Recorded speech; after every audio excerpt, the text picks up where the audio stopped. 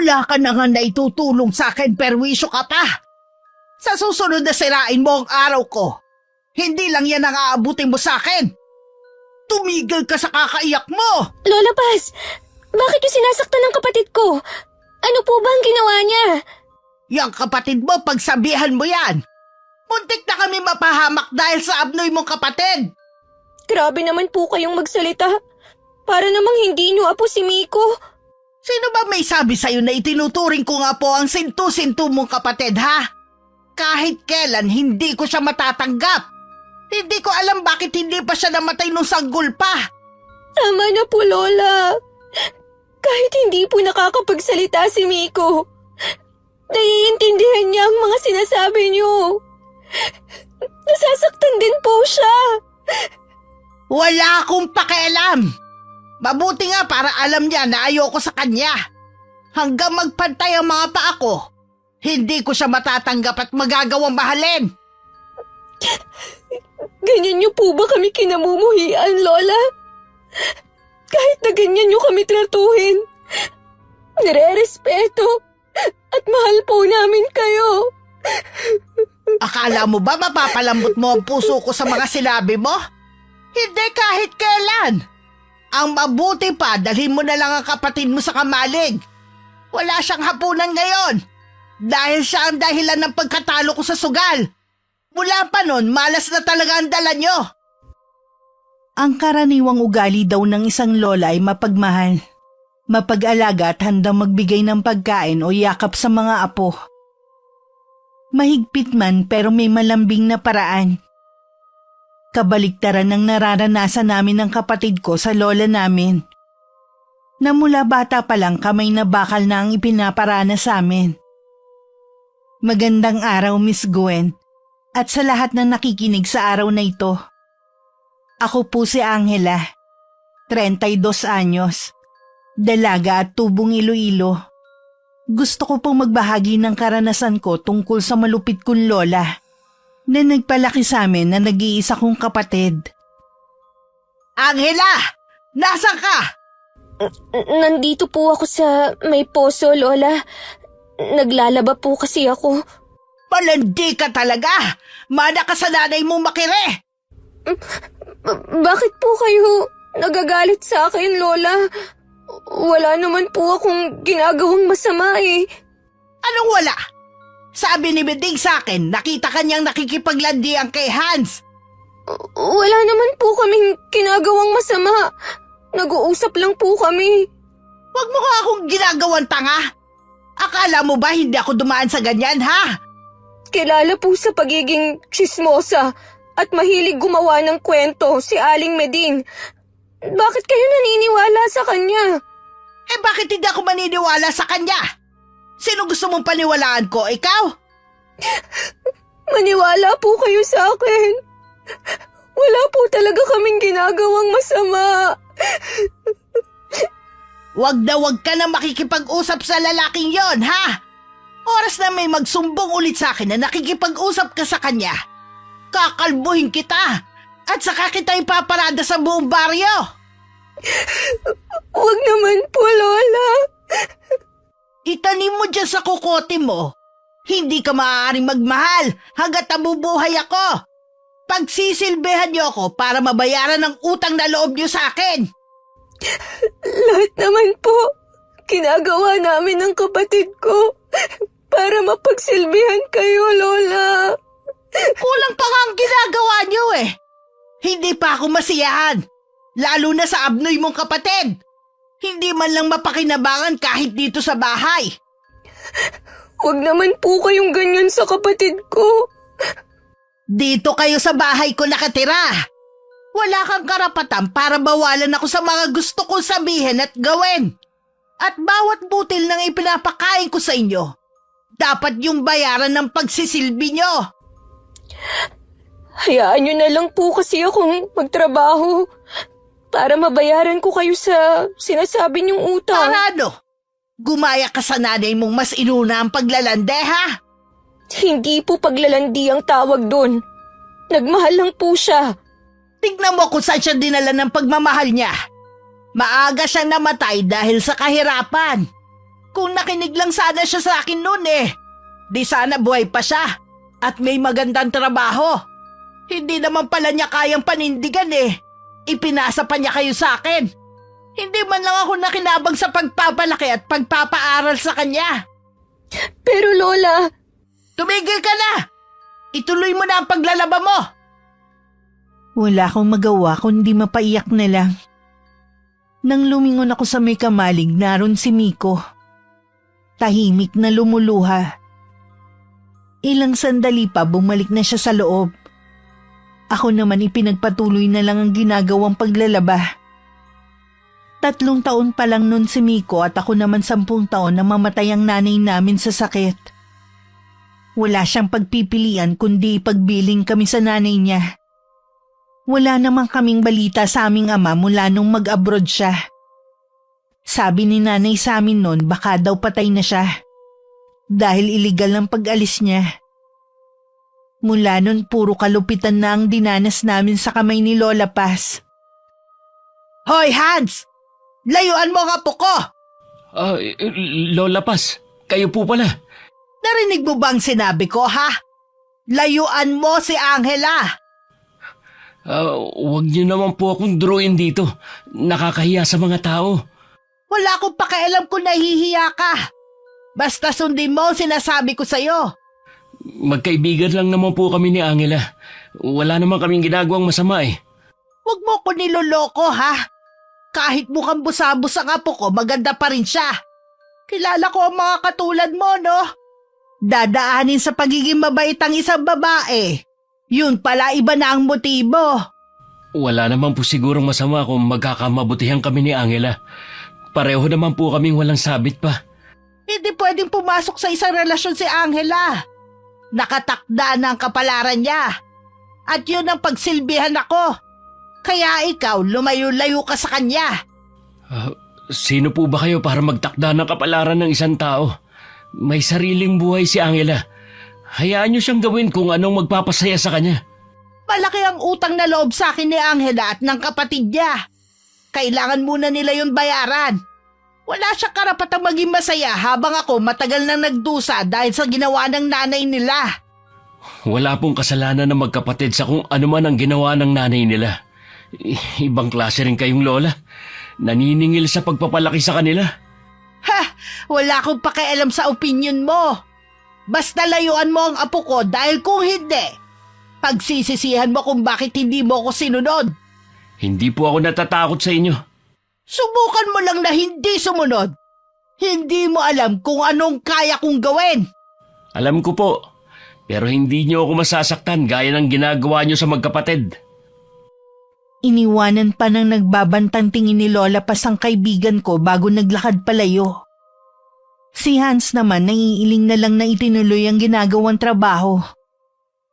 Isa siyang helper sa ginagawang bahay sa lugar nila, na ang may-ari dating OFW. Nagpupuyos naman ang kalooban ni Lola. Noon lang kasi may taong nakipagtitigan sa kanya ng ganun. Nararamdaman niya na magiging hadlang sa kanya ang binata balang araw. Kaya kailangan niyang gumawa ng paraan para mawala siya sa landas namin. Isang mahabang buntong hininga ang pinakawalan niya bago kinuha ang isang lumang baol na matagal nang nakatago. Hans! Ay, papatayin mo ba ako sa takot, ha? Nakakatawa itsura mo. Para ka nakakita ng multo Ganon ha? Diyan ka na nga. Inaabala mo ko Uy, teka. Masyado ka naman seryoso Huwag ka namang magalit. Sino ba naman ang hindi magagalit? Nagtago ka sa likod ng puno. Tapos magugulat ka. Tapos tatawa. Pasensya ka na. Hindi ko naman alam na magagalit ka Patawarin mo na ako. Sige na naman. Oo na. Pinapatawad na kita. Basta, wag mo na lang uulitin ha. Inaabala mo ko Saan ka ba pupunta? Sa kabilang barangay. Doon ko susubukan na maglako ng kakanin. Baka sakaling maubos ang paninda ko. Kahapon kasi ang daming natira Kaya ba may mga pasaka na naman? Sinaktan na naman kayo ni Lola Paz? Hindi lang yun. Hindi na naman kami naghapunan ni Miko dahil hindi ako nakaubos ng paninda. Ang sama talaga ng lola nyo. Hindi ba niya alam na masamang ginugutom ang kapatid mo dahil sa kondisyon niya? Kapag kasi pinapaliwanagan ko si Lola, lalo niya kaming sinasaktang magkapatid. Hindi siya tumatanggap ng anumang paliwanag. Bakit hindi na lang kasi kayo umalis sa poder niya? Nasa hustong gulang ka na naman eh. Madali lang yang sabihin. Alam mo na wala kaming mapupuntahang magkapatid eh. Nagpapasalamat pa rin ako dahil meron kaming bubong na nasisilungan ni Miko. Sana balang araw, may magawa ako para matulungan kayo na makaalis sa poder ng lola nyo. Hindi naman ako nawawalan ng pag-asa na balang araw makakawala rin kami sa kalupitan ni Lola Paz. Mabuti pa, samahan na kita sa paglalako mo. Malayo rin ang kabilang barangay, tapos lalakarin mo lang. Baka naman makaabala ako sa'yo. Wala ka bang trabaho ngayon? Wala, araw ng pahinga ko ngayon. Ako na magdadala ng bilao mo. Siguro makakabuti kung umuwi ka na lang. Baka kasi may makakita ulit sa atin eh. May magsumbong na naman kay Lola. Ang tsismosa lang naman sa atin ay si Aling Meding. Imposible naman na hanggang kabilang barangay nakakarating siya. Pumayag na rin ako sa huli na samahan ni Hans. Natatakot din kasi ako na mag-isa lang na dumayo sa isang lugar lalo na babae ako. Nang nasa barangay na kami, mabilis naman naubos ang paninda ko. Nakahinga naman ako ng maluwag dahil alam kong may pagkain kami magkapatid sa araw na yon. Salamat Hansa. Ikaw talaga yung swerte ko. Kaya ang bilis na ubos ng paninda ko. Plano ko nga, kung sakaling hindi naubos, ako na lang ang bibili sa matitira. Nasasaktan din kasi ako pag pinagmamalupitan kayo at hindi pinapakain ng lola nyo. Sanay na ako. Mula pa nung bata ako ganun na siya sa amin. Ang inaalala ko nga, yung kapatid ko. Kahit hindi kasi siya nakakapagsalita, alam ko na nasasaktan din siya sa masasakit na salitang binibitiwan ni Lola sa amin. Alam mo, lumapit na ako sa kapitan natin. Imbis na pakinggan niya ako, sinabihan pa akong huwag makialam dahil problemang pamilya daw ang sa inyo. Anong klaseng kapitan siya? Walang malasakit sa nasasakupan niya? Huwag mo nang uulitin ang ginawa mo. Baka kasi makarating kay Lola Ayoko na pati ikaw madamay sa problema namin. Kaibigan ko kayo ng kapatid mo. Natural lang na magmamalasakit ako sa inyo. Hindi ako katulad ng iba na walang malasakit sa kapwa. Katulad ng mga kamag-anak nyo. Pakiramdam ko, takot sila sa lola mo Nakakatakot naman talaga magalit si Lola. Ikaw ba, hindi ka natatakot sa kanya? Hindi, dahil wala naman akong ginagawang masama. Bago pa kami makarating ni Hans sa mga bahayan, naghiwalay na kami. Nag-aalala kasi ko na baka merong makakita sa amin na magkasama. Pagdating naman sa bahay, wala pa si Lola. Siguradong nasa sugalan pa yon. Nagsaing na lang ako para makakain na si Miko. Nang makatapos ako sa pagluluto, saka ko siya tinawag at pinakain. Gabi na nang makauwi si Lola. Mabuti na lang hindi mainit ang ulo niya nung dumating.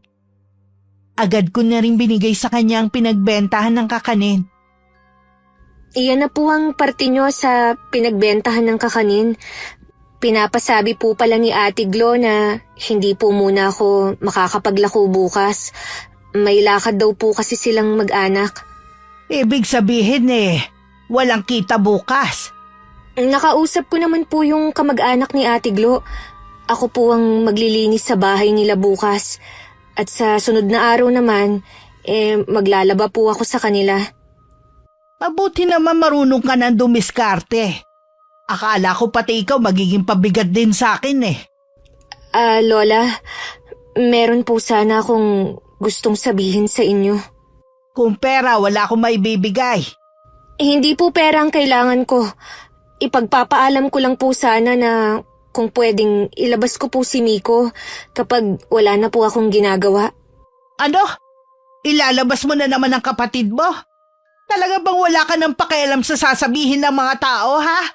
Tsaka, nanggugulo lang naman yung abnoy na yan. Kita mo yung nangyari? Minalas ako sa sugal dahil sa kanya. Lagi na lang po kasi siyang nasa kamalig eh. Babantayan ko na lang po siya. Tsaka sandali lang naman kami eh. Hindi! Doon lang siya sa kamalig. Hayaan mo lang siya mabulok doon. Pero Lola, naiinip na po kasi si Miko. Wala akong pakialam. Puro lang naman kahihiyan ang dala ng kapatid mo eh. Kita mo, mula nang hindi siya nakakalabas, hindi na siya pinag-uusapan ng mga taga rito. Hindi naman po tama na habang buhay nyo na lang siyang ikukulong dito. Tumigil ka na nga. Huwag mo nang painitin ang ulo ko. Total na ibigay mo na ang pera, umalis ka na sa harapan ko. Nung gabi napaiyak na lang ako dahil sa sitwasyon namin ng kapatid ko. Habang tulog nga si Miko tsaka ako siya kinausap. Nagtitiis lang din talaga ako sa kalagayan namin dahil sa kanya. Hindi ko kasi alam ang mundo sa labas. Baka mas lalo kami mapahamak kung aalis kami sa poder ni Lola. Hindi ako nawawala ng pag-asa na balang araw makakaalis din tayo sa kalupitan ni Lola Paz. Konting tiis pa. Paririnig din ng Diyos ang mga hinaing ko sa Kanya. Kinabukasan, nagbilin lang ako sa kapatid ko na magtatrabaho lang ako para may pagkain kami. Tumango lang naman siya sa akin. Nagbilin pa ako sa kanya na wag lalabas ng kamalig at baka mapagalitan siya ni Lola Paz. Bumakas naman sa kanya ang lungkot. Pero alam kong naiintindihan niya ako. Maghapon din ako naglinis ng bahay at bakuran ng pinsan ni Ate Glo. Nang makatapos, binayaran niya ako ng sobra sa napag-usapan namin. Sabi pa sa akin yung sobra itabi ko para sa amin ng kapatid ko. Naiyak na lang ako dahil meron pa palang may simpatya sa amin ni Miko. Bago umuwi, bumili muna ako ng ilang balot ng tinapay. At itinago yun para may makain ng kapatid ko kapag nagutom siya. Angela! Bakit po? Akala mo makakapagtago ka sa akin? Bakit niyo po ako sinampal? May gana ka pa talaga magtanong, ha? Ano po bang ginawa kong kasalanan? Kailan mo pa ako kinukupitan, ha? Kailan pa? Hindi ko po kayo kinukupitan, Lola. Hindi ko po magagawa yun. Sinungaling! Manang-mana ka talaga sa nanay mo. Magaling magtago ng sekreto. Pero hindi na ako papayag na maisahan mo. Sino na naman po ba ang nagsumbong sa inyo? Si Meding. Kanina nakita kanyang maraming biniling tinapay sa tindahan pagkatapos mo maglinis. Paano ka makakabili ng tinapay kung hindi mo binawasan ang kita mo? Hindi po totoo yan. Wala po akong binibiling tinapay. Kahit halugugin niyo po ang buong kamalig. Paano ko pa mahahanap kung kinain nyo lang magkapatid, ha? Kung gusto niyo, magtanong kayo sa tindahan at sa pinsan ni Ate Glo na umupa sa akin. Sila po ang magsasabi sa inyo ng totoo. Tatanungin ko talaga sila. Oras na malaman ko na nagsisinungaling ka. Hindi lang sampal ang aabuti mo sa akin. Nang wala na si Lola, tsaka naman lumapit sa akin si Miko at mahigpit akong niyakap. Hindi naman ako natatakot na mabuko kami ni Lola. Nangako kasi ang pinsan ni Ate Glo na kapag nagtanong si Lola sa kanya, wala siyang babanggitin na sobrang ibinigay sa akin. Maging si Aling Greta na may-ari ng tindahan, na napakiusapan ko na wag babanggitin kay Lola na bumili ako sa kanya ng tinapay. Huwag kang mag-alala. Hindi malalaman ni Lola Pasang tungkol sa mga tinapay. Tama lang na sa labas natin yung itinago. Alam ko na nagpunta si Lola pa sa tindahan at maging sa bahay ng pinsan ni Ate Glo. Si Aling Meding tuloy ang lumabas na sinungaling. Sinugod siya ni Lola sa bahay nila at pinagsalitaan ng hindi maganda. Kung magsusumbong ka, siguruhin mo lang na totoo. Hindi yung gumagawa ka lang ng kwento. Wag na wag ka na rin lalapit sa akin kahit kailan. Dahil kung hindi, hihilain ko yung dila mo! Natakot naman si Aling Miding sa banta ng lola ko. Mula nga nun, hindi na siya lumapit kay Lola Paz. Masama din lagi ang tingin niya sa akin tuwing nakikita ako. Isang araw nagkita kami ni Hans. Naikwento nga niya ang nangyaring panunugod ni Lola sa tsismosang si Aling Miding. Hindi ko alam na sinugod ni Lola si Aling Meding. Wala naman kasi akong nakakausap eh. Ngayon, alam ko na kung bakit laging masama ang tingin niya tuwing nakikita ako. Ikunwento nga lang sa akin ni nanay kasi nakita nga niya na sinugod si Aling Meding. Tama lang yun sa kanya. Aba, ilang beses ka na napapahamak dahil sa pagiging tsismosa niya eh. Ang totoo niyan, totoo naman ang sinasabi niya eh. Kaya lang naman na siya ang nagmukhang sinungaling dahil pinagtakpan ako ni na Aling Greta at nung pinsan ni Ate Glo. Talaga? Mabait naman pala si Aling Greta. Mukha lang siya masungit tignan. O baka ganun lang talaga kapag matandang dalaga. Mukha lang siyang masungit, pero mabait yun. Dati nga, nung nakakalabas pa ng bahay namin si Miko, lagi niyang binibigyan ng pagkain. Wala na bang balak na palabasin ang bahay niyo si Miko? Ilang beses na akong nakiusap kay Lola pero nagmamatigas siya eh. Naaawa nga ako sa kapatid ko, pero wala naman akong magawa. Kung pagmalupitan kayo para naman kayong hindi mga apo. Bakit ba ganun ang trato sa inyo ni Lola Paz? Dahil pakiramdam niya, binigo siya ni nanay. Tutol kasi siya sa pag-aasawa niya noon. Pangarap kasi ni Lola na gumanda ang buhay, pero nag-asawa agad si inay eh. Tingin niya, nasayang lang ang pagpapaaral niya dito.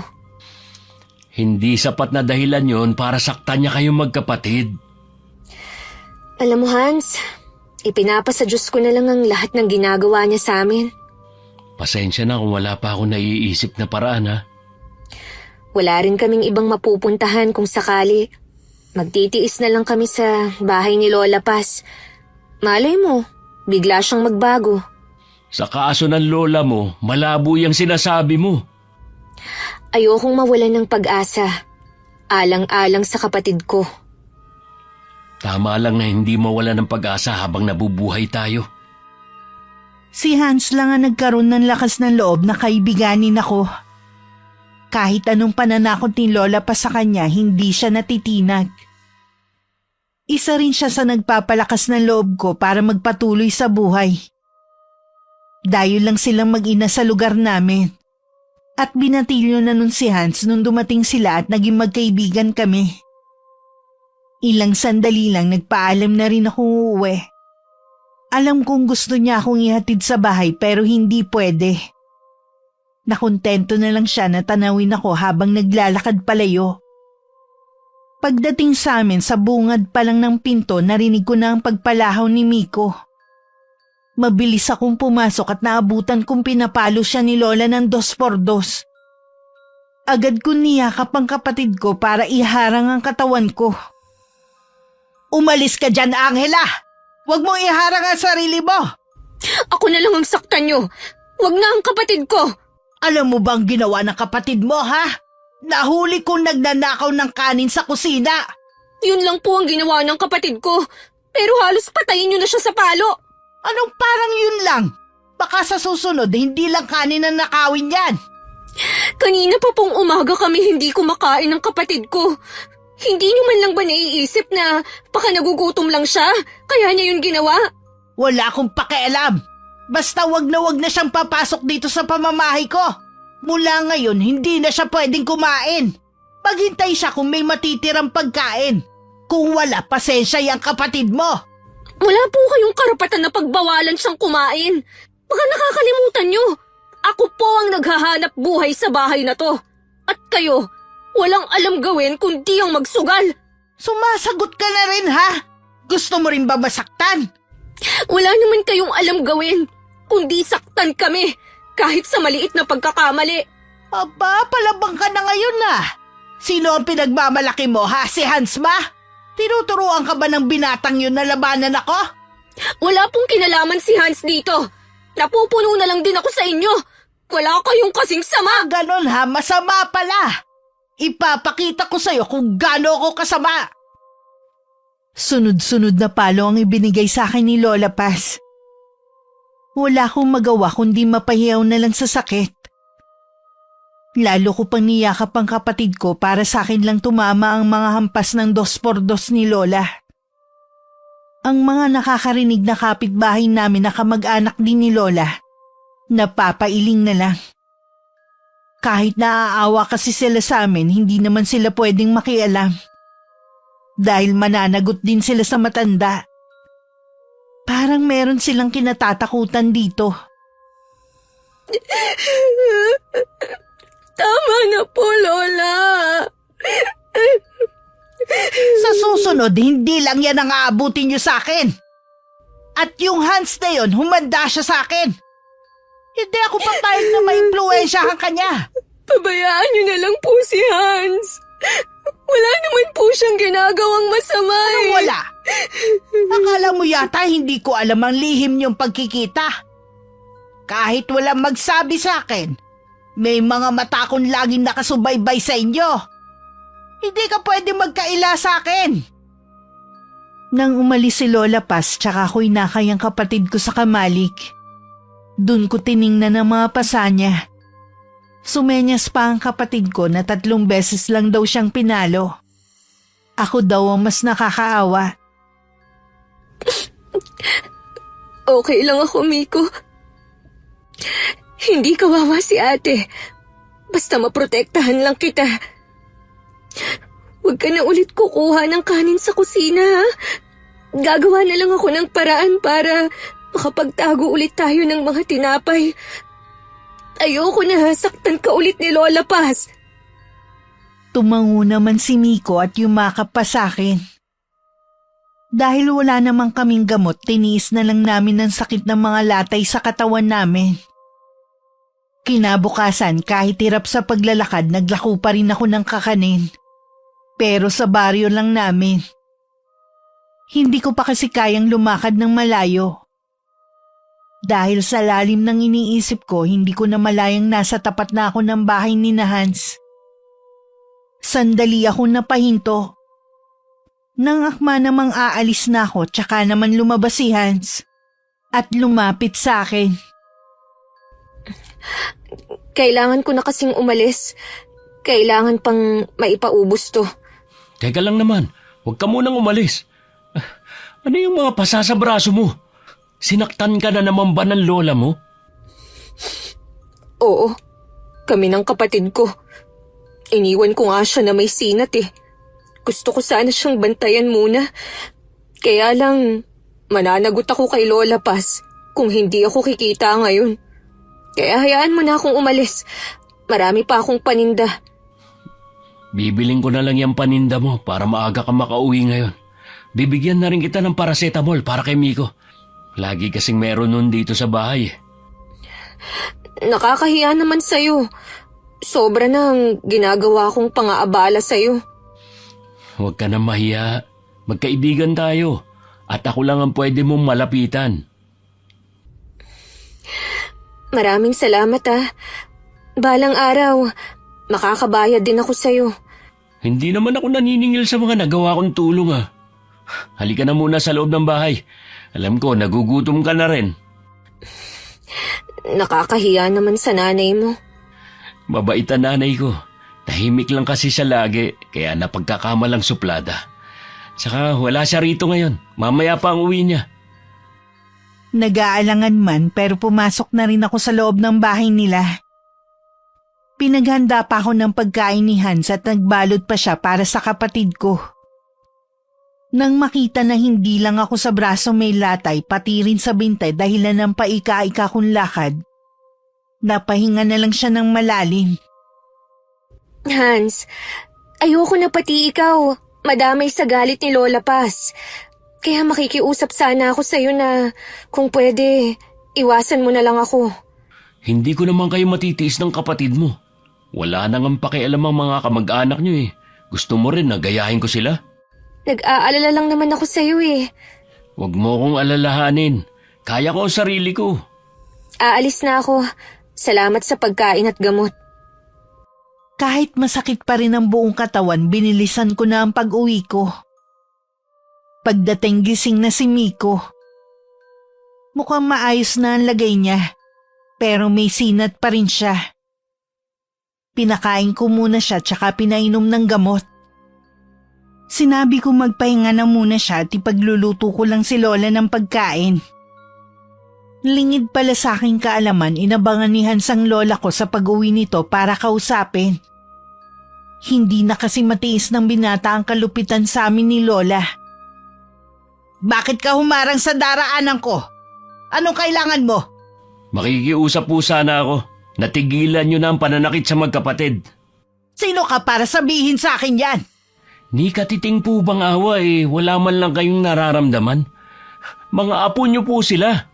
Di ba binalaan na kita nun? Huwag kang makikialam sa amin.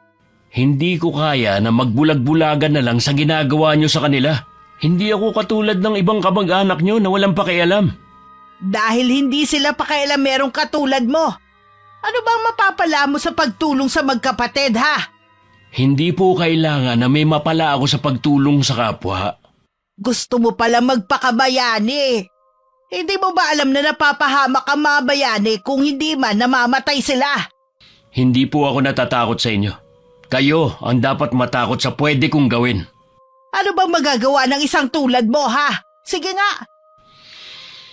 Kung wala pong pakialam ang kapitan natin sa nasasakupan niya, hindi naman siguro mga pulis. Sa kanila po ako lalapit para humingi ng tulong. May women's desk po na tumutulong sa mga inaabusong kababaihan. Walang yaka! Kayo po yun, dahil malupit kayo. Subukan niya lang po saktan ulit ang magkapatid. Hindi po ako magdadalawang isip na lumapit sa mga pulis. Masyado nga kitang minaliit. Hindi ko akalaing maiisip mo yan. Lahat po kaya kong gawin para sa magkapatid. Kaya kung ako sa inyo, magbago na kayo. Konting panahon na lang naman ang natitira sa inyo. Piliin niyo na pong magpakabuti. Hindi ikaw ang magdidikta sa akin sa dapat kong gawin. Magbabayad ka sa akin ng mahal sa pakikialam mong to. Hindi naman sineryoso ni Hans ang banta ng lola ko. Hindi naman kasi siya natatakot dito. Mas nag-aalala siya sa amin ng kapatid ko na baka pag-uwi nito saktan na naman kami. Hindi na talaga siya magdadalawang isip na magsumbong sa otoridad. Pagdating sa amin, naabutan ako ni Lola Paz na naglilinis ng bahay. Bahagya lang niya akong sinulyapan bago tumuloy sa kanyang silid. Na tanging makapal na kurtina lang ang nagsisilbing tabing. Kapag ganun si Lola, alam kong hindi maganda ang mood niya. Binilisan ko na lang ang paglilinis para makabalik na sa kamalig. Anong sabi mo? Kinausap mo si Aling Paz. Di ba sabi ko sa'yo huwag kang makialam sa problema nila? Hindi ko na po kasi napigilan Kung makikita niyo sana mga pasa sa katawan ni Angela. Halos hindi na siya makalakad pero naglalako pa rin siya para lang may maibigay sa lola niya na pansusugal lang naman. Naawa din ako sa magkapatid. Pero si Angela lang ang makakagawa ng paraan para makatakas sa kalupitan ng kanilang lola. Wala pong lakas ng loob si Angela na labanan ng lola niya. Lalo na iniisip niya ang kapatid niya na may sakit. Alam ko gusto mo lang makatulong sa kaibigan mo. Pero anak, dayo lang tayo sa lugar na to. Ayoko lang na bandang huli ikaw ang mapapasama. Hindi po yan mangyayari. Sa tingin ko naman natakot si Lola pa sa banta ko na magsusumbong ako sa otoridad kapag hindi pa niya tinigilan ang pananakit sa magkapatid. Sana nga iho. Hindi nga ako makapaniwalang may ganun palang kalupit na tao Ako nga rin po Akala ko sa mga nababasa ko lang may ganung tao. Mangako ka sa akin na huling beses mo nang kakausapin si Aling Paz. Opo, Nay. Pero sana, huwag niyo akong pagbawalan na tulungan si Angela. Ako lang po ang kaibigan niya at maaasahan. Hindi kita pagbabawalan sa bagay na yan. Ang gusto ko lang iwasan mo ang kanyang lola. Huwag niyo pong sabihin na natatakot din kayo sa kanya katulad ng ibang tao. Hindi ako natatakot sa kanya pero sa pwede niyang gawin sa'yo. Mabuti na rin na umiwas tayo sa gulo para hindi tayo pag-initan. Kaya sumunod ka na lang sa akin, ha? Opo, Nay. Pasensya na kayo kung pinag-alala ko kayo. Kapansin-pansin ang pagiging tahimik ni Lola Paz nitong mga nagdaang araw. Palagi rin siyang nasa bahay at nagkukulong sa kanyang silid. Kinakabahan man sa kakaibang ikinikilos nito, nagpapasalamat naman ako na hindi niya kami pinagbubuhatan ng kamay. Masungit pa rin naman siya kapag kinakausap kami. Pero hindi na rin niya kami pinagdadamutan ng pagkain. Sa dami ng ginagawa ko, hindi ko na malayang 2 linggo ko na palang hindi nakikita si Hans. Hindi ko naman siya nakakasalubong. Nahihiyaman, naglakas loob ako nang puntahan siya sa kanila. Baka kasi may sakit siya kaya hindi ko nakikita. Pagdating sa kanila, siya mismo ang nagbukas ng pinto. Pagkakita sa kanya, hindi ko maitago ang pagkagulat. Hans, anong nangyari sa'yo? Nagkasakit ka ba? Ilang araw na kasing masama ang pakiramdam ko. Kumusta ka na? Ayos lang naman. Nag-aalala kasi ako sa'yo kaya pumunta na ako rito. Salamat sa pagdalaw ha. Nasaan ang nanay mo? 1 linggo na siyang wala. May dinalaw na kamag-anak naming may sakit. May iniinom ka bang gamot? Oo, tableta at saka yung herbal ni nanay. Sana dumating na ang nanay mo para may makasama ka na rito. Mahirap kasi yung mag-isa ka lang tapos masama pa ang pakiramdam mo. Salamat sa pag-aalala mo. Pero ayos lang naman ako. Baka bukas nandito na rin si nanay. Maiba nga pala ako. Kumusta kayo ng kapatid mo? Sinasaktan pa ba kayo ng lola nyo? Ayun, masungit pa rin siya sa amin. Pero hindi na niya kami sinasaktan. Tsaka, hindi ko na rin pinapapasok si Miko sa bahay ni Lola para hindi na siya mapagalitan. Kahit ganun ang kondisyon ng kapatid ko, madali naman siyang makaintindi. Mabuti naman kung ganun. Gusto ko na maging matapang ka. Hindi kasi sa lahat ng oras nasa tabi mo ko para tulungan ka. Anong ibig mong sabihin? Aalis ka ba? Hindi ako aalis. Ang ibig ko lang sabihin, maging matapang ka na umalis sa poder ng lola mo. Ilang beses ko na yung naiisip Lalo na kapag naaalala ko kung paano maltratuhin ni Lola ang kapatid ko. Kaya lang, saan kami pupunta? Gusto mo bang makipagsapalaran sa Maynila? Maynila? Di ba malayo yun? Oo, doon hindi na kayo masusundan ng lola mo. Makakapagbagong buhay kayo doon. Buong buhay ko, dito lang sa baryo umikot ang buhay namin ng kapatid ko. Hindi ko alam kung kakayanin ko bang mamuhay sa malayo. Kailangan mong maging matatag para sa kapatid mo. Tutulungan namin kayo ni nanay. May alam kami kung saan mo pwedeng iwan si Miko at makakapagtrabaho ka pa. Hayaan mo. Pag-iisipan ko ang sinabi mo. Hanggang makauwi, laman ng isip ko ang mga napag-usapan namin ni Hans. Magkahalo ang nararamdaman ko ng mga sandaling yun. Naghahangad din ako na mabago ang buhay namin ni Miko. Tama nga siguro ang kaibigan ko. Kailangan namin makalayo kay Lola Paz. At baka sa Maynila nga kami makakapagbagong buhay. Habang kumakain nga kami ni Miko, binanggit ko sa kanya ang Maynila. Nakita ko ang kislap ng kasiyahan sa mga mata niya. Mukhang gusto rin niyang makarating doon. Mag-iipon lang ng lakas ng loob si ate. Makakaalis din tayo rito. May mga taong tutulong sa atin. Habang naglalako ako ng kakanin, may narinig akong usap-usapan na malala na raw ang sakit ni Hans. Parang sandaling huminto ang ikot ng mundo sa matinding kabang nararamdaman ko. Kahit hindi pa ubos ang paninda ko, agad akong pumunta sa bahay nila. Ang nanay niya nagbukas sa akin at nagpapasok. Nang tanungin ko kung pwede kong makita ang binata, hindi niya ako hinayaan na makalapit dito. Pinasilip lang niya ako sa pinto ng silid ni Hans. Sobrang payat nito at makikita na agad na malala ang karamdaman niya. Hindi ko na napigilan na mapaiyak dahil sa awa sa kanya. Ano pong nangyari kay Hans? Bakit hindi niyo pa po siya dinadala sa ospital? Kahit naman dalhin ko siya sa ospital, hindi rin naman nila makikita ang tunay niyang sakit eh. Ano po ang ibig niyong sabihin? May kumukulam sa anak ko. Po? Kulam? Oo, iha. Mamamatay na po ba si Hans? Naririnig ko po kasi sa ibang tao na malubha na ang lagay niya. Hindi, iha. Gagaling si Hans. Hindi ako papayag na magtagumpay ang mangkukulam na yon. Ipagdadasal ko po ang kaligtasan niya. Salamat, iha. Gusto ko pa po sanang magtagal, kaya lang po. Naiintindihan naman kita. Pwede ka namang bumalik dito bukas. Malay mo magaling na si Hans. Opo, babalik po ako bukas. Hinatid pa ako ni Aling Mila hanggang sa may pinto. Habang naglalako nga ako, mabigat ang pakiramdam ko. Iniisip ko kung sino ang gagawa nun sa binata.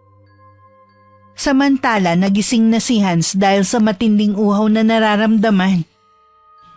Narinig ko po na may kausap kayo. O baka nananaginip lang ako? Nandito si Angela kanina. Nabalitaan niya siguro ang nangyari sa akin. Narinig nga daw niyang pinag-uusapan ka ng mga taga rito. Nakarating na kaya sa lola niya ang pagkakasakit ko. Sigurado yon. Siya naman na may kagagawa nito eh. Yun siguro ang dahilan kung bakit takot sa kanya mga kamag-anak nila. Siguradong alam nila na mangkukulam si Lola Paz. Isang malaking pagkakamali ang ginawa niyang to sa'yo. Hindi ako makakapayag na hindi siya magbayad. Mas naaawa ako sa magkapatid. Baka kung anong gawin nun sa kanila. Tutulungan nating makaalis sa poder ng magkukulam na yun ng magkapatid. Nanghihina na po ako, Nay. Kailangan mo magtiis. Mamayang gabi ang pinakamainam na oras para gamutin kita. Gusto ko rin malinlang si Aling Paz at isipin niya nagtagumpay siya sa ginawa niya. Ito pala ang ibig niyang sabihin sa pagbabanta sa akin. Hindi niya alam. Mahusay din kayong manggagamot at may kaalaman din sa itim na mahika. Akala ko pa naman sa pagtira natin sa lugar na to, hindi ko na magagamit ang kaalaman ko sa kulam. Sadya talaga ibang plano ng Panginoon sa pagtira natin dito. Kakaiba ang saya ni Lola Paz nang dumating. Siguro nanalo sa sugal kaya masaya siya. Sa sobrang tuwa niya, sinabihan niya kaming sabayan siya sa paghahapunan. Aligaga naman akong sumunod sa kanya. Noong una ayaw ng kapatid ko pero napilit ko rin. Alam niyo ba na may sakit ngayon si Hans? Sabi naghihingalo na daw ang binatang yun eh. Iyon po ba ang dahilan kung bakit kayo masaya ngayon? Oo, sa wakas kasi wala nang makikialam sa atin. Hindi naman po yata tama na maging masaya kayo habang merong nagdurusa.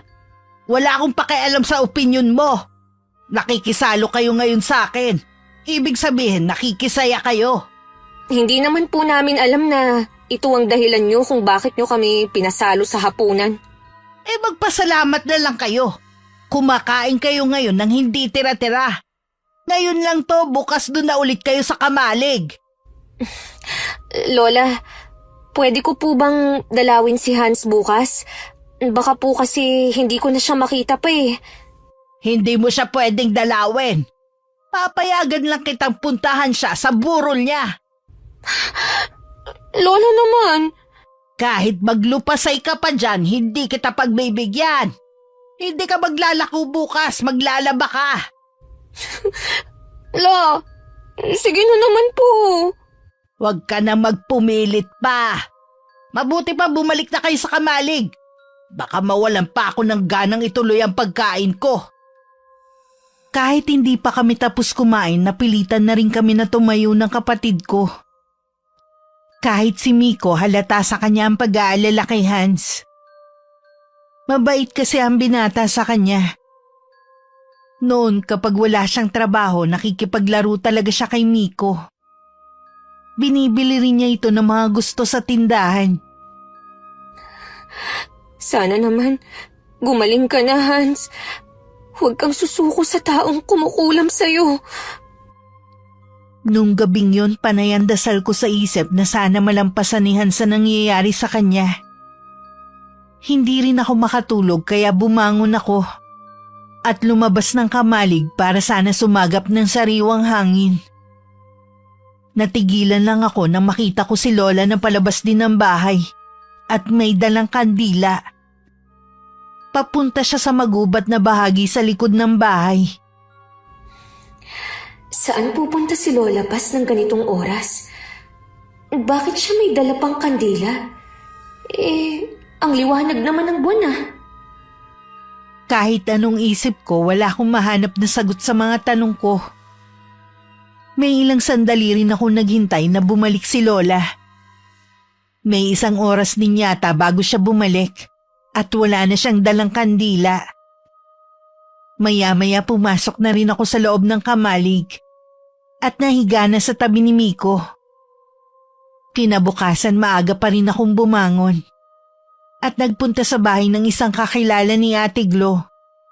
Doon kasi ako maglalaba ngayon. Dahil hindi naman marami ang nilaban ko, maaga akong natapos. Dumaan na rin ako sa bahay ni Hans pero sarado yun na parang walang tao. Sinubukan ko pang tumawag pero walang sumasagot. Wala nga sigurong tao. Saan naman kaya sila nagpuntang mag-ina? Sinubukan ko rin magtanong sa mga kapitbahay. Pero wala ning isang nakakaalam kung nasa na mag-ina. Wala naman daw nakakita sa pag-alis ng mga to. Tingin din daw nila walang tao sa bahay nila. Dahil wala silang naririnig na ingay mula sa loob. Umuwi na lang ako sa amin. Baka makarating pa kay Lola na nanggaling ako sa bahay nila. Lalo na nakita ko ni Aling Miding. Matuloy na lumipas ang 1 linggo na wala akong naging balita kay Hans. Tuwing dumadaan ako sa kanila, sarado pa rin ang bahay nila. Napansin ko ring humahaba na ang mga damo sa harap ng bahay nila. Ibig lang sabihin, hindi pa rin sila umuuwi. Ang daya naman. Hindi ka man lang nagpaalam sa akin, Hans. Babalik pa ba kayo? Malapit na ako sa bahay nang marinig kong may kausap si Lola. Parang boses ng nanay ni Hans. Dala ng kuryosidad, lumapit pa ako malapit sa may pinto at tahimik na nakinig sa pag-uusap nila. Hindi ko alam ang sinasabi mo. Wag na kayong magkaila pa. Alam kong kayo ang kumulam sa anak ko. Ang lakas ng loob mo para paratangan ako. Kaya mo bang patunayan ang binibintang mo sa akin? Isa akong manggagamot. Baka ibig mo sabihin huwad na manggagamot.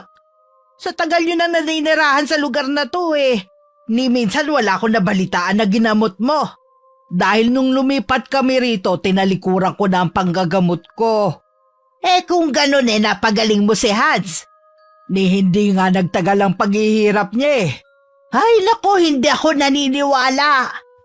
Nararamdaman kong wala na siya at nakulong na sa garapon ng kanyang kaluluwa. Baka ibang kaluluwa ang nakulong ninyo.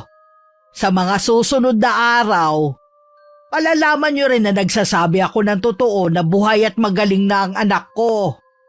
Hoy! Huwag ka magkakamali na ipagkalat ang nalalaman mo tungkol sa akin. Hindi ko yun gagawin.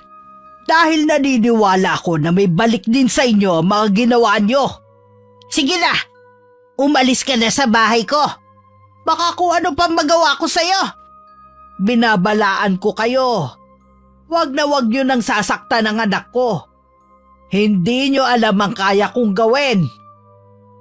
Bago pa nila malamang nakikinig ako, mabilis na akong umalis sa kinatatayuan ko at bumalik sa kamalig.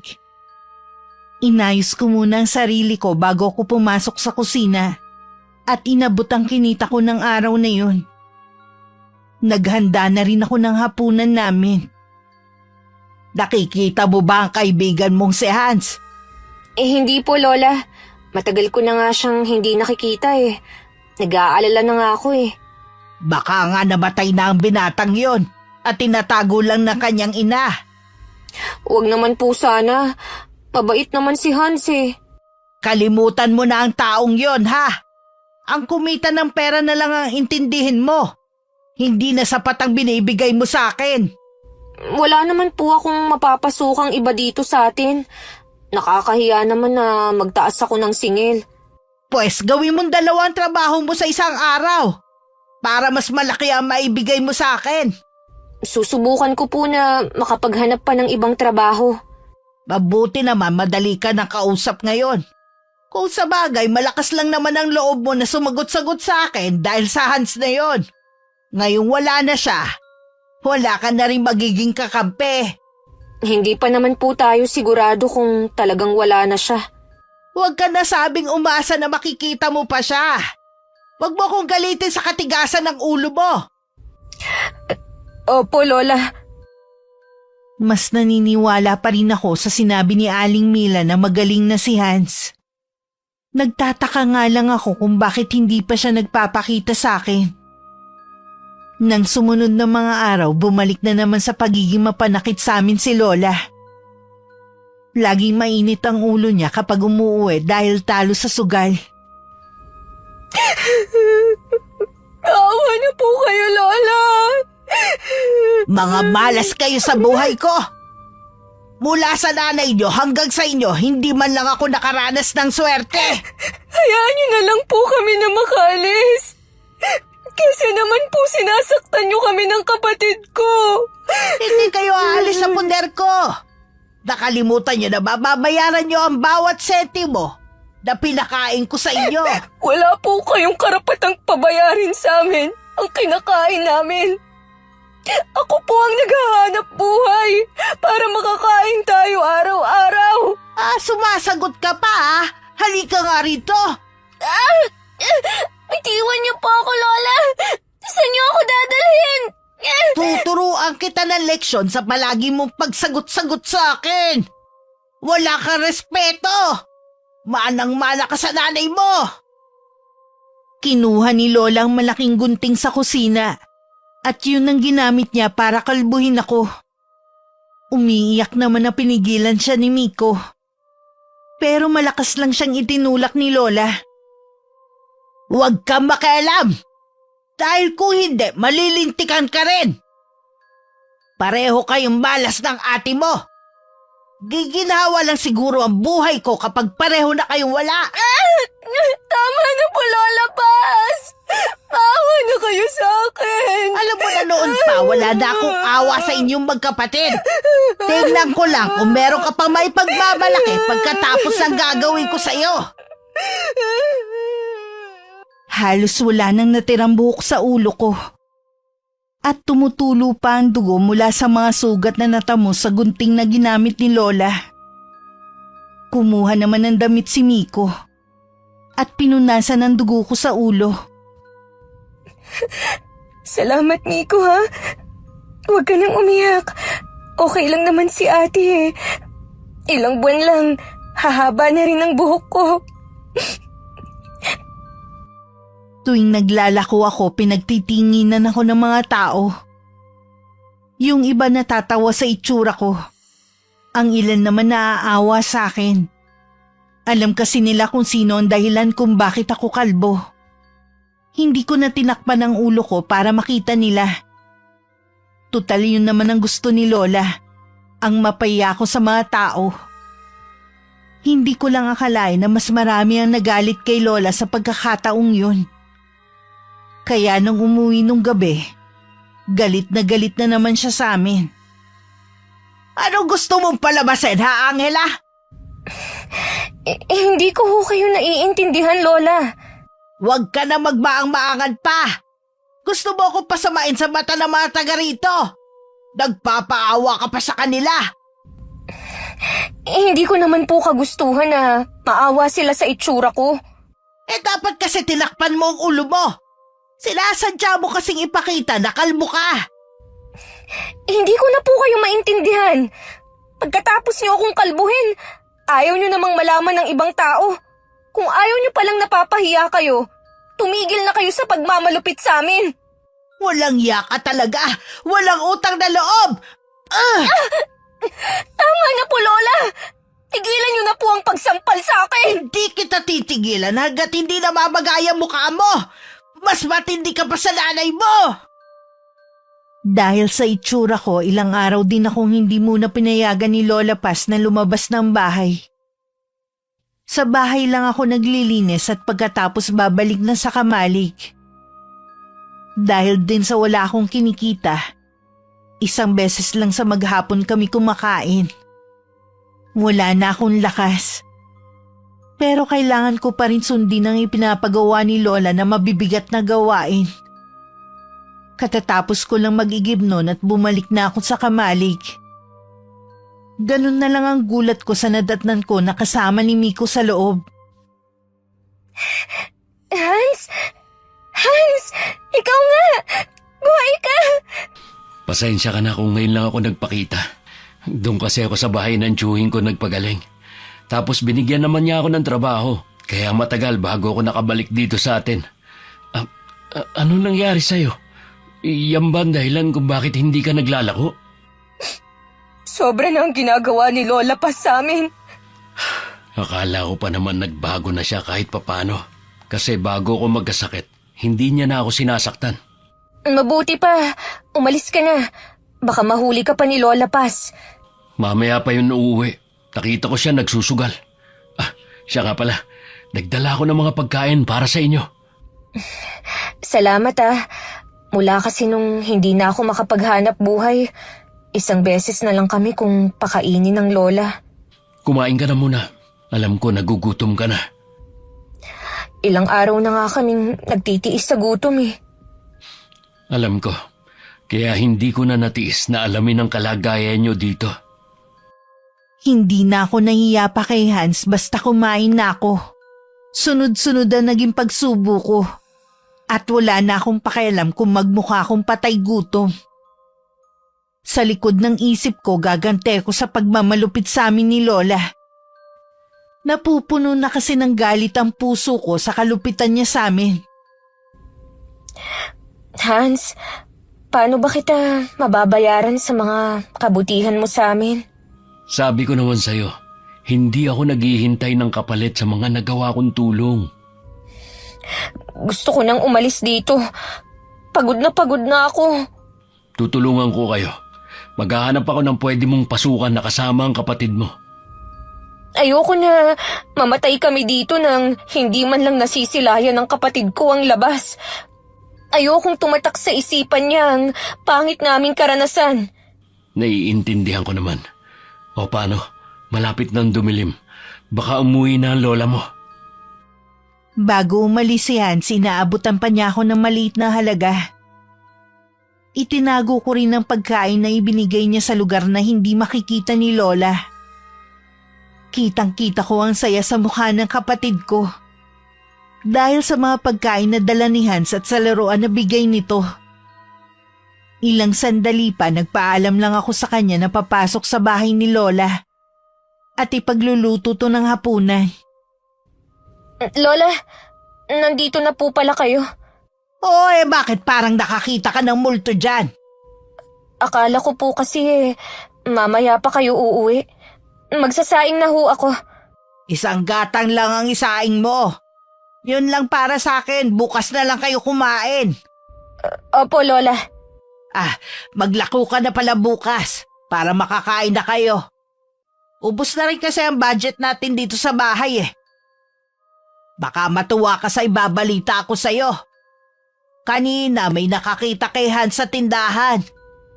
Buhay nga talaga ang taong yun. Talaga po? Baka naman sa sobrang tuwa mo makipagkita ka sa lalaking yon. Binabalaan kita, Angela, ha? Huwag mong subukan. Kung hindi ka nadadala sa ginagawa ko sa'yo, kapatid mo ang sasaktan ko. Huwag naman po, Lola. Maawa na kayo kay Miko. Kaya nga sumunod ka sa akin. para hindi masaktan ang kapatid mo. Lahat po ng gusto nyo, susundin ko. Huwag nyo lang pong sasaktan si Miko. Mabuti naman at malinaw sa'yo. Sige na, bumalik ka na sa kamalig. Ako na lang ang magbabantay sa sinaing at magluluto ng ulam ko. Pagkatalikod ko, huminga ako ng malalim. Mabuti na lang busog na kami ng kapatid ko. Baka pati ako magnakaw na rin ng kanin sa kaldero ni Lola sa tindi ng gutom. Lalong nadagdagan ng galit sa puso ko. Bukas umpisahan ko nang gumante. Kinabukasan hindi pa man lumiliwanag, gumising na ako para maghanda. Nagbilin ako kay Miko na ilalabas lang niya ang pagkain kapag wala na si Lola Paz. Mula naman sa maliit na siwang ng kamalig, makikita naman niya kapag umalis na ang lola namin. Habang naglalako, isinagawa ko naman ang plano ko. Kahit kabado na mabuko ako. Kay Aling Miding ko sinabi ang sekreto ni Lola. Nangako naman ito na hindi ako isusumbong na ako nagsabi na mangkukulam si Lola Paz. Alam mo na ba ang kumakalat na balita? Na ano po? May nagpapakalat na mangkukulam si Aling Paz. Hindi ko po alam. Wala pa po kasi ako nakakausap sa mga taga rito eh. Alam niyo naman na trabaho bahay lang ako. Naisip ko nga na baka ikaw. Dahil hindi kita napagbigyan. Hindi po ako. Naiintindihan ko naman po kayo eh. Alam ko na hindi pa ito ang tamang panahon. Sino nga kaya nagpapakalat? Wala naman pong ibang tsismosa rito kundi si Aling Meding. Siya nga ang may sabi pero ang tanong paano niya nalaman? Baka po isa sa mga kamag-anak ni Lola Paz. May palagay kasi ako na alam nila ang lihim ng matandang yon. Kaya ganun na lang ang takot nila. Siguro nga. Imposible naman kasi ang magkapatid dahil wala naman silang alam. Wala po talaga. Kasi kung may alam si Angela, imposible na hindi niya yun sabihin sa akin. Di ba pinuntahan mo sila nung isang araw? Kumusta na sila? Palala ng palala ang ginagawa sa kanila ng lola nila. Kinalbo si Angela, kaya ilang araw siyang hindi nakakalabas. Totoo palang narinig kong usap-usapan sa may tapat ng tindahan na ginawa sa kanya ni Aling Paz. Sobrang sama talaga ng lola nila. Kung pwede ko nga lang nakunin na magkapatid at dito na patirahin sa atin, ginawa ko na. Hindi sa lahat ng oras kailangan awa ang pairalin. Baka imbes na makatulong sa kanila, magdulot pa yun ng kapahamakan. Hindi na po kasi ako makapaghintay kung kailan natin sila matutulungan. Sabi ko naman sa'yo, may tamang oras para dyan. Huwag ka maiinip. Nakarating naman kay Lola Paz ang kumakalat na balita tungkol sa kanya. Mula sa kamalig, naririnig namin ang pagwawala niya. Hindi ko tuloy maiwasang kabahan na sa amin niya ibunto ng galit niya. Sinabihan ko naman si Miko na oras na saktan kami ni Lola.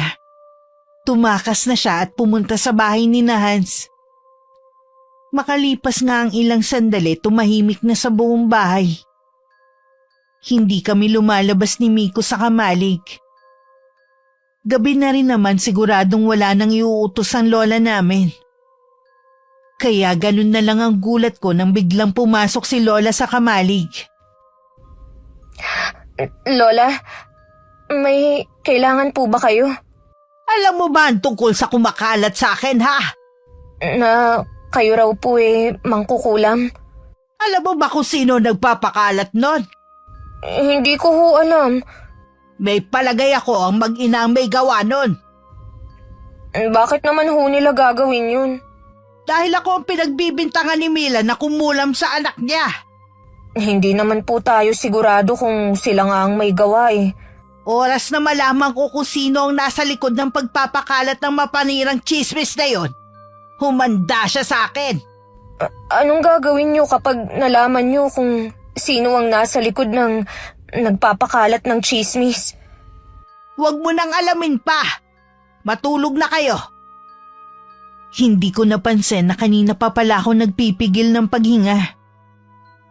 Nang sulyapan ko si Miko, bakas din sa kanya ang takot. dahil sa biglang pagpasok ni Lola sa tinutulugan namin. Nang mga sumunod na araw, hindi pa rin nalaman ni Lola Paz. Sa takot marahil ni Aling Miding, nalaman na lang namin na umalis na siya kasama ang buong pamilya niya sa lugar namin. Hindi na rin napigilan ni Lola na kumprontahin ng mag-ina.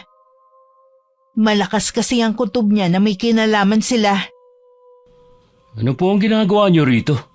Alam ko na isa lang sa inyo ang nagpapakalat na isa akong mangkukulam.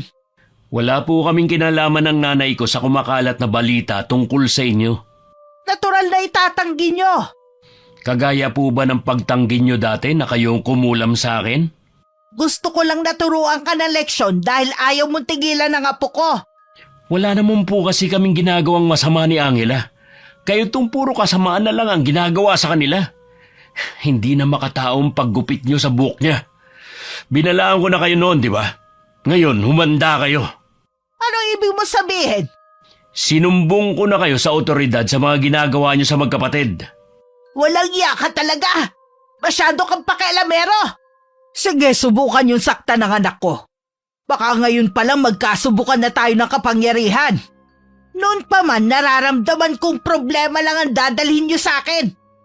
Bakit ba kasi dito niyo naisipang tumira?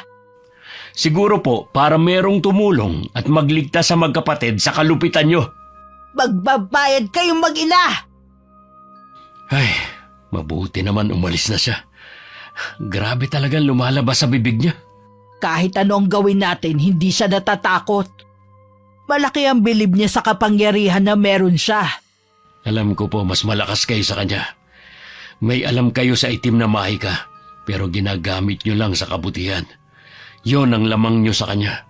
Kahit kailan, hindi nagtatagumpay ang kasamaan laban sa kabutihan. Tama ka, anak. Kabado si Lola Paz na baka nga may dumating ng mga pulis sa bahay namin. Kaya agad niya akong inutusan kung ano mga dapat kong sabihin. Ginawa niyang panakot sa akin ng kapatid ko para sumunod ako sa kanya. Nang may mga dumating nga para mag-inspeksyon sa bahay namin, ginawa ko lahat ng ipinapagawa ni Lola. Nalaman kong si Hans pa lang nagsumbong sa mga pulis tungkol sa pagmamaltrato sa amin ni Lola. Kung hindi ko lang iniisip ang kapakanan ng kapatid ko, sasabihin ko lahat ng ginagawang kalupitan sa amin ng lola namin. Akala siguro na mag-inang yun, maiisahan na nila ako. Huwag niyo na pong sasaktan si Miko. May trauma na po siya sa inyo. Hindi ko siya sasaktan basta sumunod ka lang sa akin. Ginagawa ko naman po lahat ng gusto niyo kahit noon pa eh. Dapat lang. Dahil kulang pa ang mga ginagawa niyo para makabayad. Isama niyo na ang utang na loob ng nanay niyo noon. Siguro po, kung hindi kami iniwan ni nanay sa inyo, mas maayos ang buhay namin ngayon. Nagkamali siya na ipagkatiwala kami sa inyo. Magsisi ka man ngayon, hindi mo na maibabalik ang nakaraan. Mabubulok na kayo magkapatid dito. Hindi po ako nawawalan ng pag-asa na balang araw, magbabago pa ang takbo ng buhay namin. Sige lang, mangarap ka hanggat gusto mo. Libre naman yan eh. Sa totoo lang, parang gusto ko na lang tanggapin ang kapalaran naming magkapatid. Hindi lang katawang lupa ko ang pagod na. Maging ang puso't isipan ko. Nawawalan na rin ako ng pag-asa. Na isang araw pakikinggan rin ng Panginoon ang mga hinaing ko sa Kanya. Kung kailan unti-unti ko na natatanggap ang buhay na meron kami, tsaka naman may sumilip na liwanag ng pag-asa. Pauwi na ako galing sa paglalako nang biglang humarang sa daraanan ko si Hans. Humanda na kayo ng kapatid mo. Itatakas ko na kayo. Talaga? Sa Maynila ba kami pupunta ng kapatid ko? Oo, hindi na kayo maaabot ng lola mo doon. Ako mismo maghahatid sa inyo para masiguro ang kaligtasan nyo. Sa wakas, makakalayo na rin kami kay Lola Paz. Alam mo Hans, sa totoo lang, nawawalan na ako ng pag-asa. Parang Gusto ko na nga lang sumunod na sa nanay namin eh. Yan ang alisin mo sa isip mo. Ikaw lang ang lakas ng kapatid mo. Dapat mas matatag ka. Oo nga, nakalimot ako. Sa 1 linggo ko na kayo itatakas magkapatid. Kaya kailangan lagi kang alerto. Sa sobrang saya ko, napayakap na lang ako sa kanya. Yun ang tagpo na nakita ni Lola Paz.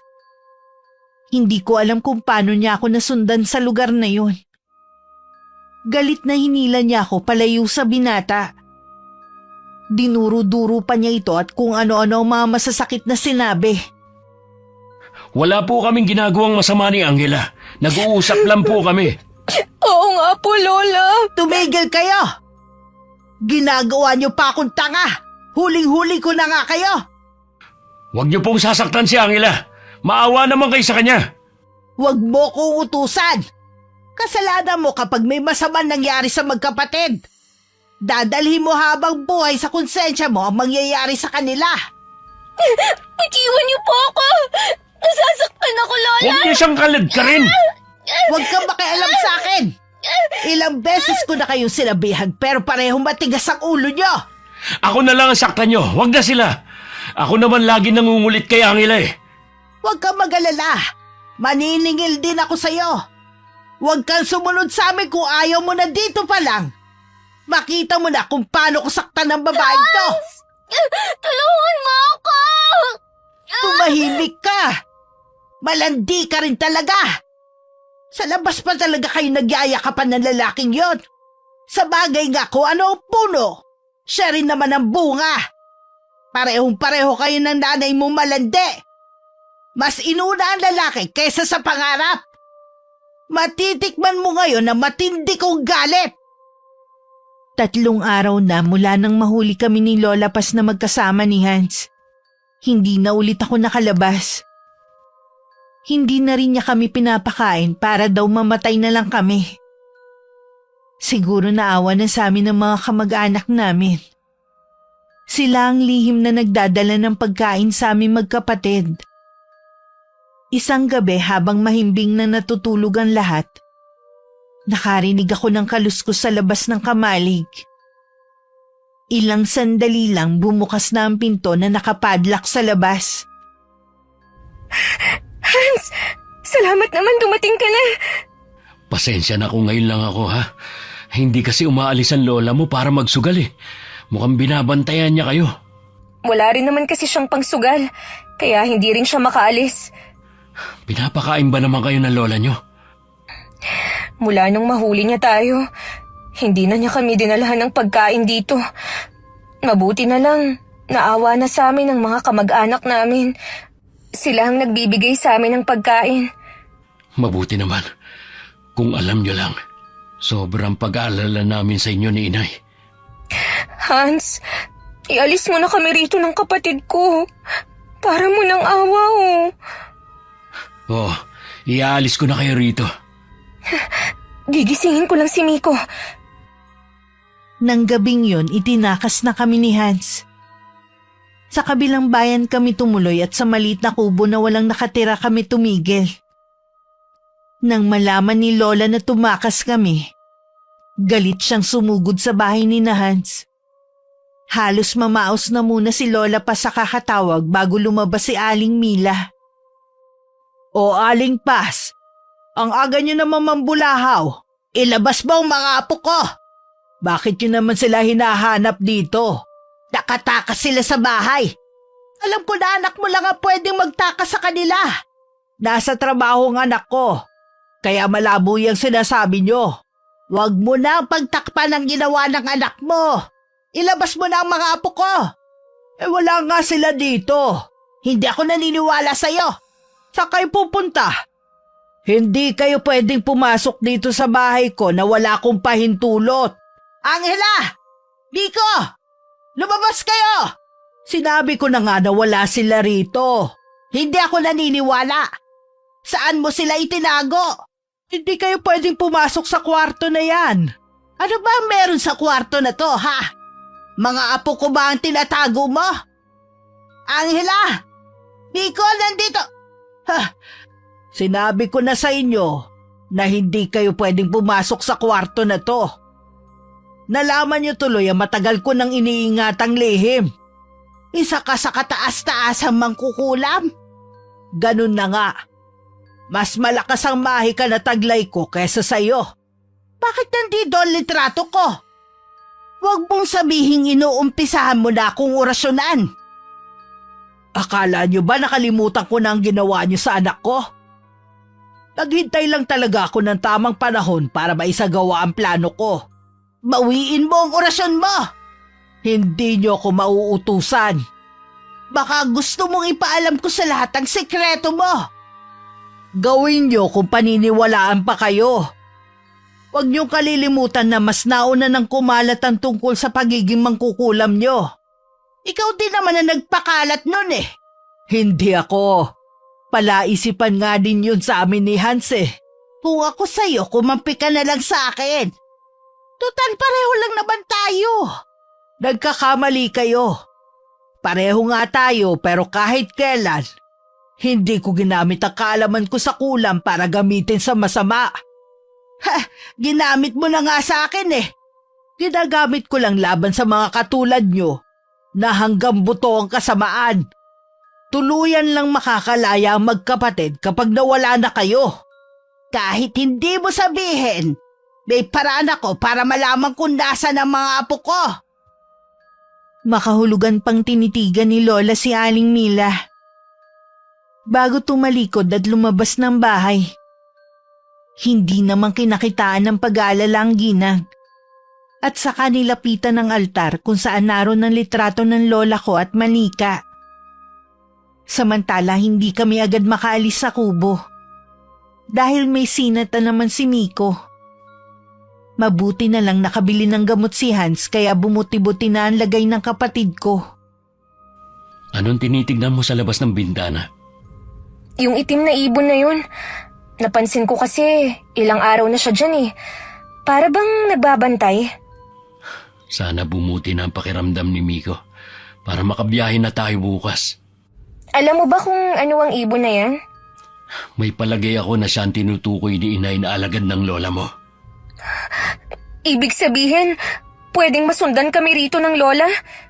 Oo, kaya nga nasabi ko na sa Maynila lang kayo hindi masusundan ng lola nyo. Ayoko nang bumalik sa amin, Hans. Ilayo mo na kami rito sa lalong madaling panahon. Yun ang pangako ko, kaya dadaling ko kayo sa Maynila. Buong buhay namin naranasan ang impyerno. Ayoko nang balikan ng ganong buhay. Hindi nyo na yun mararanasan uli, pangako yan. May tiwala ako sa iyo, Hans, na hindi mo kami pababayaan. Nang gabing yun panay ang dasal ko na gumaling na si Miko.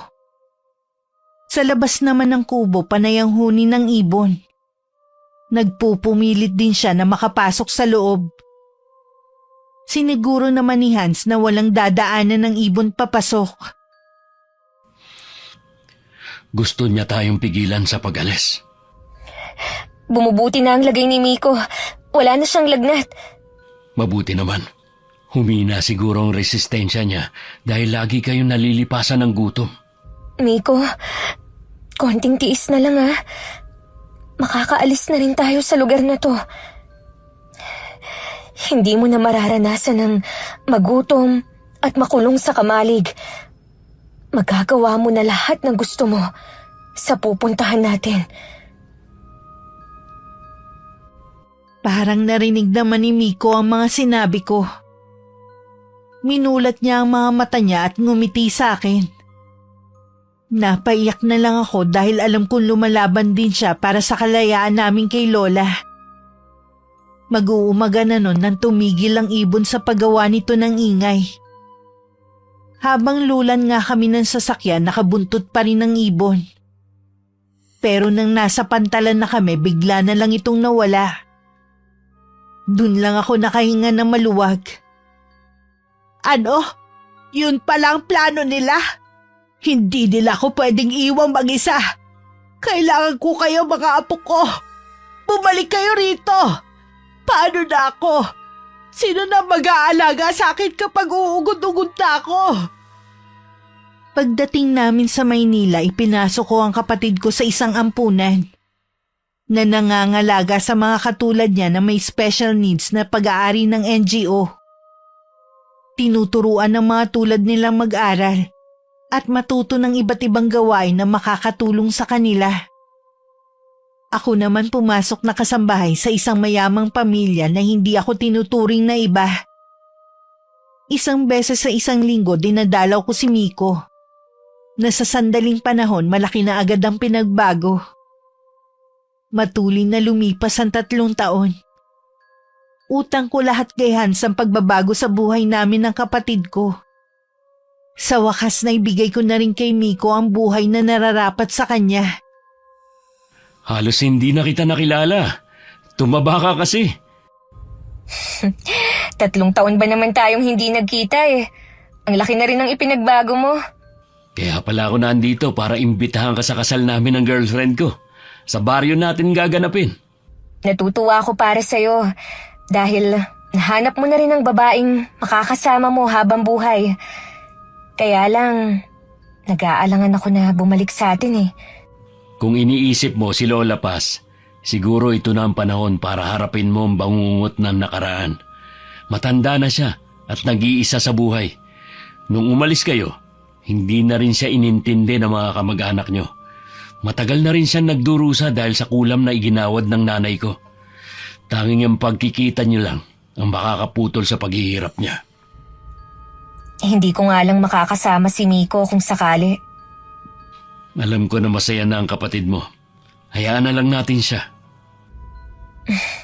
Sige, uuwi ako sa atin para dumalo sa kasal mo at para makita si Lola. Alam ko na pinatapang ka na ng panahon, kaya maaharap mo na ang lola mo. 2 araw bago ang kasal, umuwi ako sa amin. Sa loob ng 3 taon, marami na rin na nagbago, maliban sa mga taong nakatira. Kahit kinakabahan, lakas loob kong pinuntahan si Lola Paz ng mag-isa.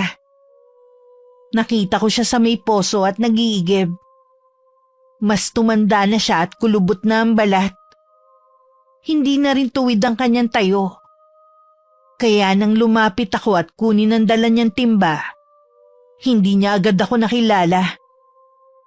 Hindi ko kailangan ng tulong mo! Lola Paz? Kilala ko ang boses mo. Ikaw ba yan, Angela? Ako nga po. Apo ko! Lumapit ka sa akin.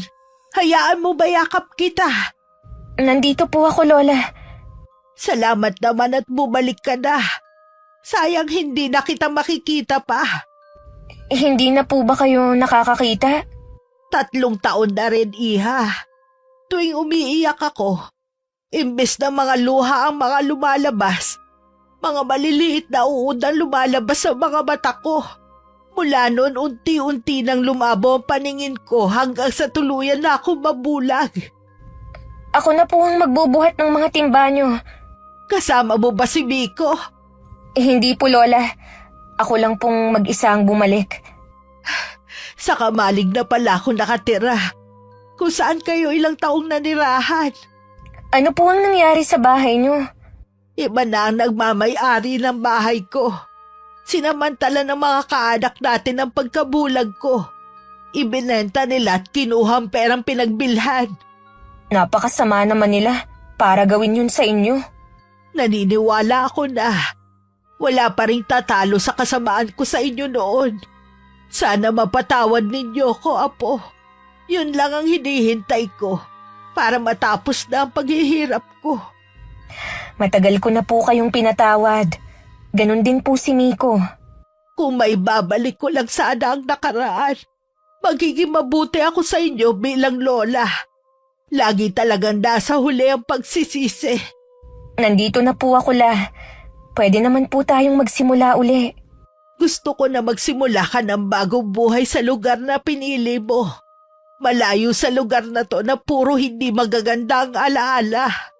Patawarin mo ko kung ako mismo ang nagbigay sa inyo ng pangit na alaala. Kalimutan na po natin ang nakaraan, La. Ngayon ko lalong napagtanto kung gaano kabuti ang puso mo. Ang hiling ko lang, sana sa huling sandali ng buhay ko nasa tabi kita. Hindi po ako aalis sa tabi niyo. Salamat, Apo. Pinagbigyan mo ko. Ilang araw pagkatapos ng pagkikita namin ni Lola Paz nang hina na siya. Hanggang maratay na lang sa higaan.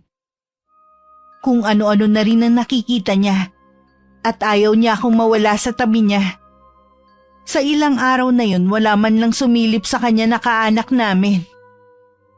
Naaamoy ko na naman ang kandilang yun. Alam ko, ilang araw na lang susunduin na ako ng lolo mo.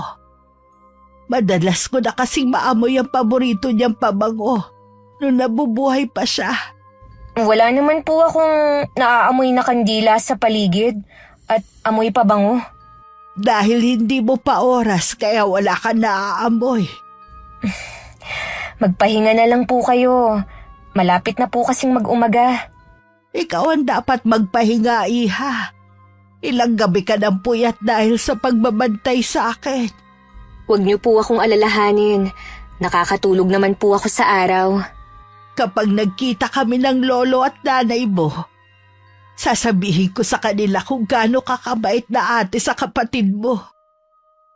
Sa kabila ng kalupitang dinanas mo, nagawa mo pa rin akong patawarin at alagaan. Dahil sa ilang gabi ng puyat, hindi ko alam na makakatulog ako. Nang magising ako, wala na si Lola. Basa ng dugo ang dibdib niya at buong higaan. Sa bibig niya may mga lumalabas na mga ipis, alupihan at mga uod. Tama nga ang sinasabi nila. Ang kamatayan parang magnanakaw, na basta na lang dumarating at umaalis na hindi namamalayan. Kay Hans ako nun humingi ng tulong para mailibing na maayos si Lola sa tabi ng puntod ni Inay. Nakakalungkot dahil ni isang kaanak, wala man lang nag-abalang sumama sa paghahatid sa huling hantungan kay Lola Paz. Pakisabi sa nanay mo na hindi ako galit sa kanya sa ginawa niya kay Lola Paz. Pasensya ka na rin pala. Hindi ako nakapunta sa kasal mo. Ayos lang. Naiintindihan naman kita. Ngayon na ba ang balik mo sa Maynila? Oo. Kailangan ko na kasing bumalik sa trabaho ko eh. Hindi man lang ako nakabawi sa mga kabutihan mo sa akin. Kung gusto mo makabawi sa akin, ngayon pa lang, pumayag ka ng maging ninang na magiging anak namin ni Luella. Oo ba? Sabihan mo lang ako. Mag-iingat ka sa biyahe mo.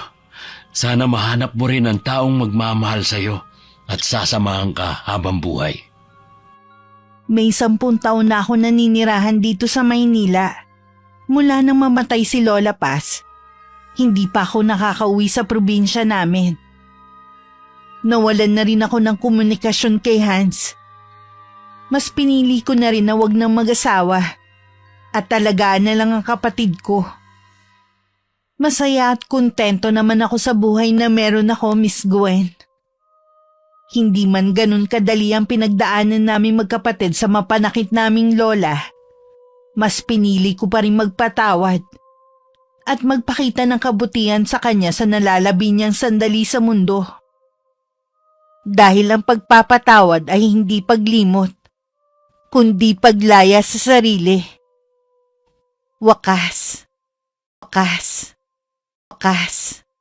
Wakas. Wakas. Wakas. Wakas. Wakas. Wakas.